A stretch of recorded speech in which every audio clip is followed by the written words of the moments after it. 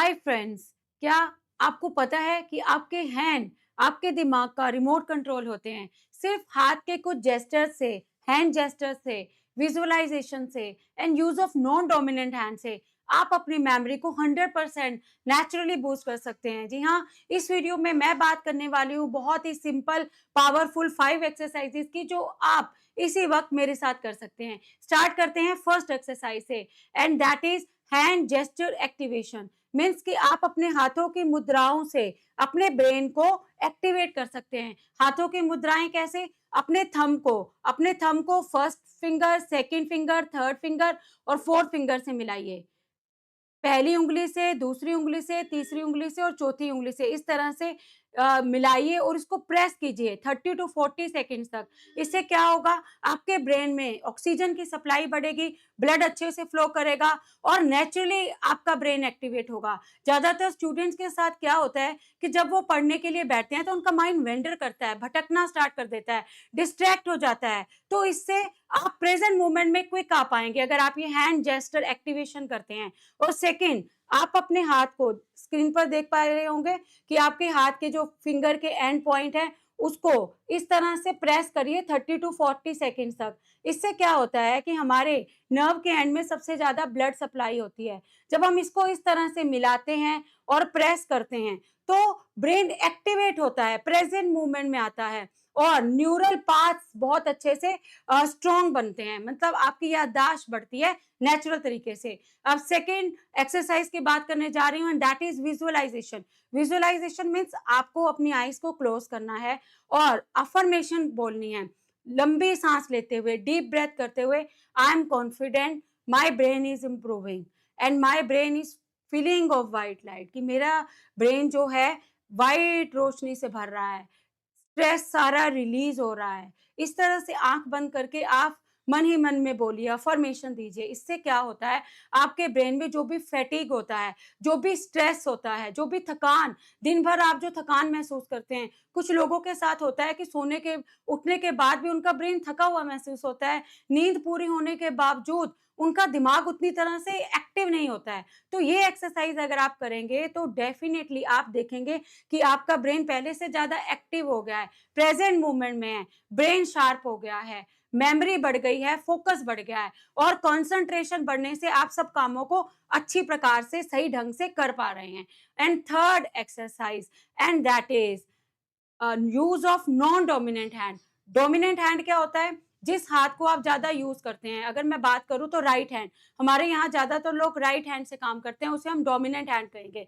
अब इसके पीछे की साइंस क्या है कि जब आप राइट हैंड से काम करते हैं तो आपका लेफ्ट ब्रेन एक्टिवेट कर उसको कंट्रोल करता है, एक्टिवेट होता है। और इसका मतलब आपकी बॉडी के जो भी राइट ऑर्गन्स हैं उसे लेफ्ट ब्रेन कंट्रोल करता है और जो राइट ऑर्गन्स हैं उसे लेफ्ट ब्रेन कंट्रोल करता है। तो इसीलिए जब आप use of non dominant hand करेंगे, मतलब लेफ्ट हैंड का यूज करेंगे, अगर राइट हैंड से काम करते हैं तो आपका राइट ब्रेन एक्टिवेट होगा। कहने का मतलब है कि आपके ब्रेन के दो हिस्से हैं, लेफ्ट ब्रेन, राइट ब्रेन। जब आप नॉन डोमिनेंट हैंड को यूज करते हैं तो वो हिस्सा भी एक्टिवेट होता है जो बहुत टाइम से मतलब बंद पड़ा हुआ है। इसीलिए अगर जब आप दोनों हैंड को यूज करते हैं तो आपका ब्रेन पूरी तरह से एक्टिवेट होता है, आपका मेमोरी बढ़ती है, आपकी कंसंट्रेशन बढ़ती है, आप मल्टीटास्किंग होते हैं, आप ज्यादा कामों को एक साथ कर पाते हैं। ज्यादातर क्या होता है कि आज के टाइम में काम बहुत कम मतलब ज्यादा है और समय बहुत कम है, इसलिए बहुत सारे काम इकट्ठे करना होते हैं। अगर आप ये डेली प्रैक्टिस करेंगे, नॉन डोमिनेंट हैंड का यूज करेंगे, तो आप मल्टीटास्किंग हो पाएंगे। अब मैं बात करती हूँ लेडीज की, अगर वो घर में राइट हैंड से काम करती हैं तो वो लेफ्ट हैंड से करना स्टार्ट कीजिए। स्टूडेंट्स अगर राइट हैंड से लिखते हैं तो लेफ्ट हैंड से लिखना शुरू कीजिए। इससे आपकी राइटिंग भी इंप्रूव हो गई और आपके ब्रेन के दोनों हिस्से एक्टिवेट होंगे, लेफ्ट ब्रेन भी और राइट ब्रेन भी, और दोनों हेमिस्फेयर एक्टिवेट होंगे, ज्यादा लंबे समय तक पढ़ पाएंगे। फोर्थ एक्सरसाइज जो मैं बताने जा रही हूँ, and that is mirror hand movements. Means mirror में देख के आपको कुछ हैंड मूवमेंट्स करनी है। मीन्स अगर आपको शीशे में देखकर दोनों हैंड से कुछ मूवमेंट करनी है। अगर आप राइट हैंड से बनाइए सर्कल और लेफ्ट हैंड से बनाइए स्क्वायर, अपोजिट डायरेक्शन में, उल्टी डायरेक्शन में। राइट हैंड से सर्कल, लेफ्ट हैंड से स्क्वायर। जब आप इस तरह से 30 से 40 सेकंड तक डेली ये प्रैक्टिस करेंगे, तो आपकी इमोशनल स्टेबिलिटी बढ़ेगी, डिसीज़न मेकिंग एबिलिटी बढ़ेगी। मतलब कई बार लोग बहुत इमोशनली अनस्टेबल होते हैं, बात-बात पर रोने लगते हैं, मतलब उनके अंदर इमोशनल स्टेबिलिटी नहीं होती है, मन नहीं लगता है किसी भी काम में, तो आपके अंदर डिसीज़न मेकिंग एबिलिटी आएगी। कई बार बिज़नेसमैन को बहुत टफ डिसीज़न्स लेने होते हैं, आप इस तरह से प्रैक्टिस कीजिए मिरर हैंड मूवमेंट्स की, तो आप में अंदर डिसीज़न मेकिंग एबिलिटी आएगी।